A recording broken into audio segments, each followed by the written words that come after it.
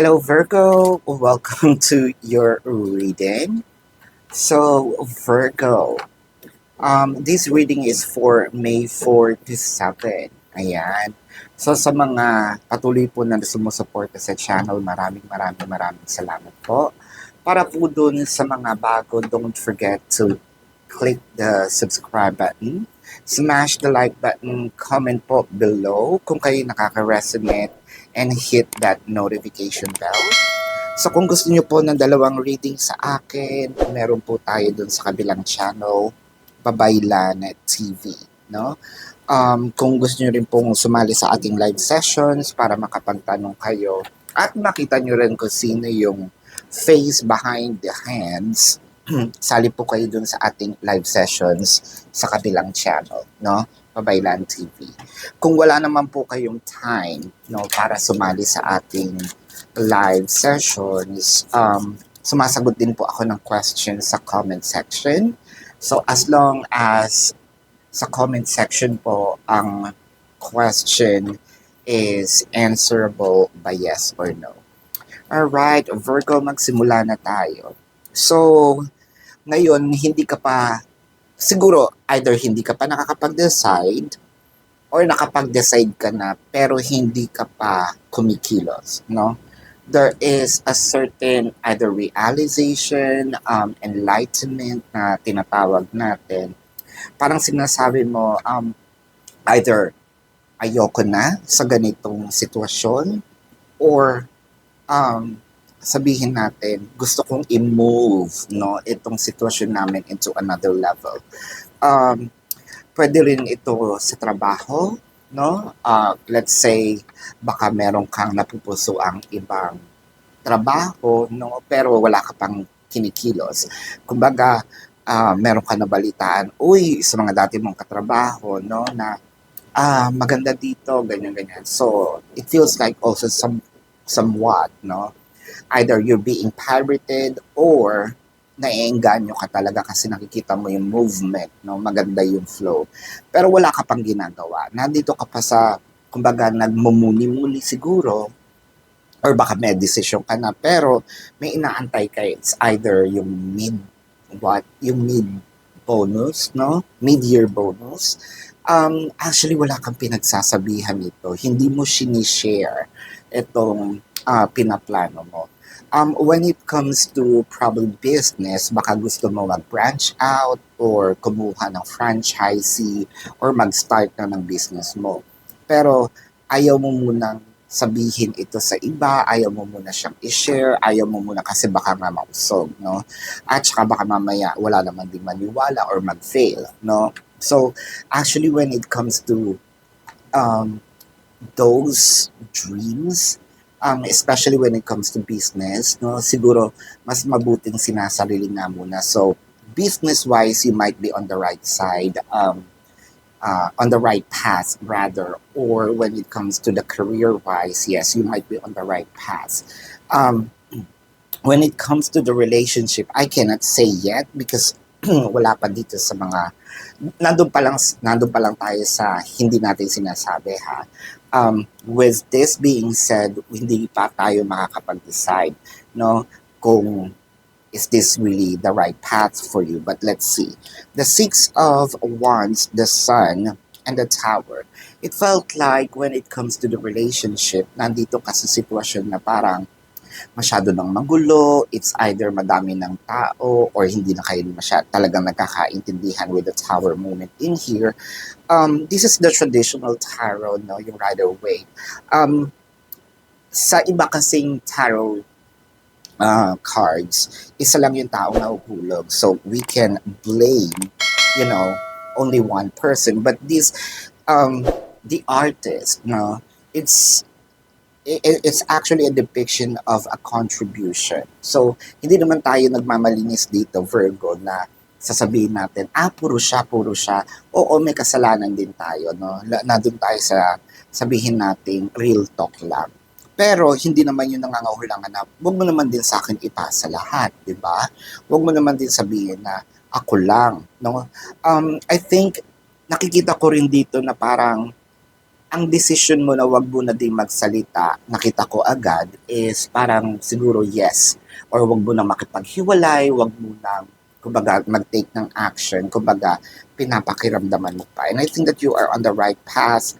The Five of Pentacles, the Four of Pentacles, and the Four of swords.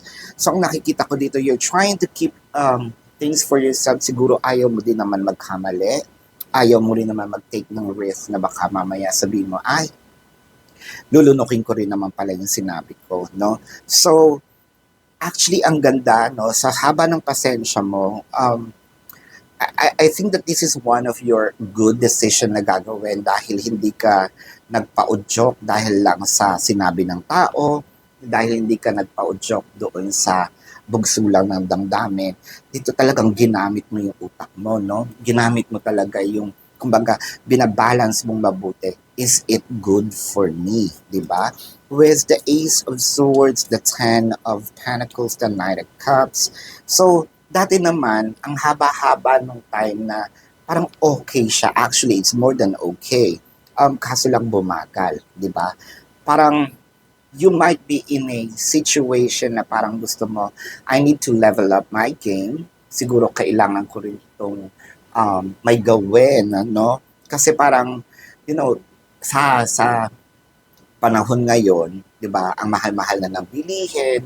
So, kailangan natin siguro um, humingi ng, sabihin natin, dagdag sa sahod, no? Or sabihin natin na siguro kailangan ko nang ma-promote pero I'm stuck in this position or sahod with the Ten of Pentacles na parang hindi naman siya nami-meet na yung aking needs, no? When it comes to love, parang ganun din, hindi na nami-meet yung needs ko. Dati, yes, sabihin natin.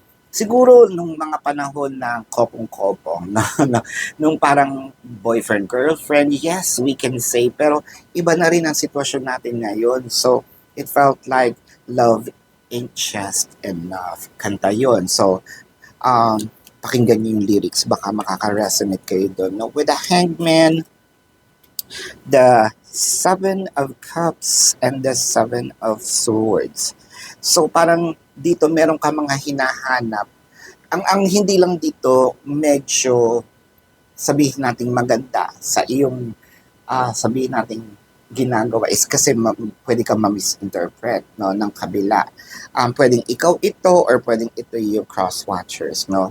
Pwede din namang yung cross-watchers yung binabasahan ko at nandun ka sa cross-watcher side. So, it doesn't matter kasi ang ibinabasa ko naman dito is yung dynamic, no, at yung nangyayari. So, nakikita ko dito is more of yung nga, parang pwede kang ma-misinterpret, pwede kang mamasama, no? Pwede yung mga kwento is maging ano sa'yo, against you. With the Page of Cups, the Three of Wands, and the Three of Swords. So, meron bang panghihinayang dito? I think wala naman kasi it felt like because of too much waiting, probably hindi mo masasagot yung what if kung nag-jump ako no, into that decision. Pero ang nakikita ko din naman dito, what a blessing is hindi mo agad ginawa kasi it might be a decision that makes you happy pero temporary lang. No, nakikita ko rin dito na parang sasabihin mo, sana binalik ko na lang yung dati. No? And I think that really a good decision. If there's something that you wanted to move on or to really kind of do something, no, parang maghinay-hinay muna tayo. Dahil wag tayong magpapabugso sa damdamin. Actually, this is a message for you, lalo na doon sa mga nandun sa position na wala pang decision making. You know what? I would rather, since this is the energy of the card, so I would rather want you to stretch your patience and really think of the best thing, no, that would possibly na make something out of what you have right now. Kumbaga sabi nga nila, when life throws you lemon, then make a lemonade, no? So yun ang nakikita ko dito for now. Magpasensya ka lang muna at tama yung ginagawa mo. Hindi ka muna nagde-desisyon kasi baka in the end, you're going to end up like a heartbreak at baka sabihin mo, ay sana pala hindi ko ginawa yung decision making. So whatever aspects of your life, career, romance, no, business, finances, good for you na hindi ka muna kumilos at hindi ka nagpabugso-bugso. Ayan. So, tignan natin ang zodiac sign ng taong mahal nyo if you are looking for romance, no? So what I am seeing is Leo water placements, actually Sagittarius, no? Scorpio, Pisces, Cancer is also here. Uh, Leo, nasabi ko na Taurus actually, so this is your reading. So, Virgo, again, maraming salamat po doon sa mga patuloy na nagsusupport sa channel. Sa mga bago po, don't forget to click the subscribe button, smash the like button, comment below kung kayo nakaka-resonate. Hit that notification bell. At kung gusto niyo po ng dalawang reading sa akin, meron po dun sa kabilang channel, Babaylan TV. Kung gusto niyo rin po ng sumali sa ating live session, by all means, you're very much welcome. Comment po kayo kung ano po ang inyong katanungan as long as it's answerable by yes or no. So love and light. Namaste. See you po sa susunod na reading. Goodbye.